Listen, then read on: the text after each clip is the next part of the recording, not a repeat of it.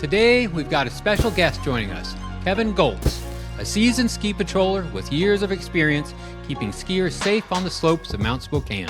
What makes Mt Spokane unique as a ski destination compared to other resorts in the area? I think what makes it unique is, really the local culture. You have generations that are like skiing this mountain, enjoying the outdoors as a family. You can skip out on work early and like get up to the mountain. It's fairly close to the city. Just like the terrain that's up there, it's variable conditions. Sometimes it's icy, sometimes it's that's great powder. The groomers up there get some big turns in there. I've been out around Spokane for like 30 years or something now. And, it's always a nice little escape from the city. Do you think it falls under the hidden gem designation, or do you think it's a little more well known than that? They're always saying that, they've got it on their list. Some want the big fancy resorts with all the amenities. Some want the local culture, low key, no lift lines. You're able to get up there and ski. They provide, some great food up there as well at the lodge. Like you can have a full day up there.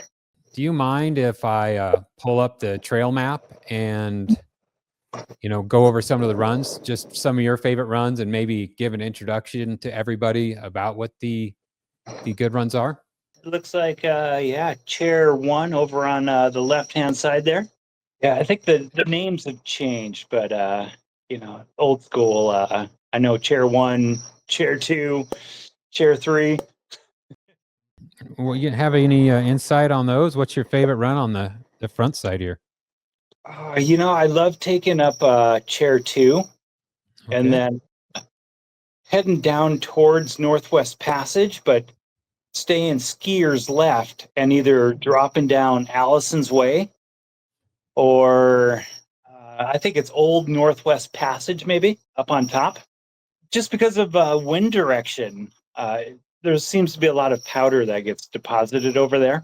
Yeah, it's always a go-to, especially night skiing when it's snowing out. Any other runs you'd suggest?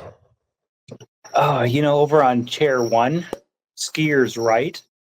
I really like over in that direction. Yeah, making some sweet turns down through Hourglass. Yeah, and there's a bunch of trees back through there as well. And I always kind of lean to skiing trees. It's just such a favorite up there. The last little rollover right before chair one, that's always a nice little sweet spot where it's got some steepness. I mean, where's the big beginner area? Chair five, it's fairly short. Like it's like 1,000 feet long or something. But yeah, beautiful open area for beginners. Most of these like black diamonds or advanced runs are pretty legit advanced run through these middle trees too, wouldn't you say? Like, I find Mount Spokane to be a great training mountain. Yeah, they can be. There can be little steep rollovers. and while we have this map up, I want to point out the Vista House. How old is that thing? Yeah, so I think that was built back in the 30s through the Civilian Conservation Corps. Definitely worth a 200-yard climb up to the top from chair six there. All right, now we have some of this is new back here, but this is the back side, correct? Oh, it was just a number of years ago, 5, 6, 7, maybe 10 years now that they've had this open.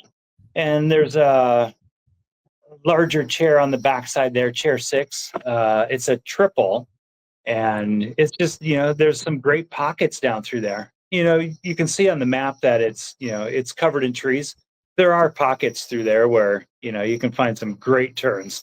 There's the two lodges down here, right? There's what do they call each of these? Just Lodge 1 and Lodge 2? Yeah, Lodge 2 is the main lodge. Yeah, it has the cafeteria and the bar area.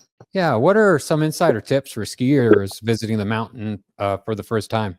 One of the best tips I can provide is like see if you can come across a local, chat up a local. Does it get too busy on the weekends? There's times, anytime it's snowing outside, right? It's like if it's snowing in the valley, there's usually, a lot of people on the mountain. Um, but my favorite thing about skiing up there is, come spring, like the weather in the valley is good, so it's like the mountain is empty. Do you have any Après-ski tips or suggestions for Mount Spokane? Hanging out at the little local tavern up there. I know a lot of people get together there. They usually have some music, and yeah, the weekends there's definitely a bit of a party going on out there.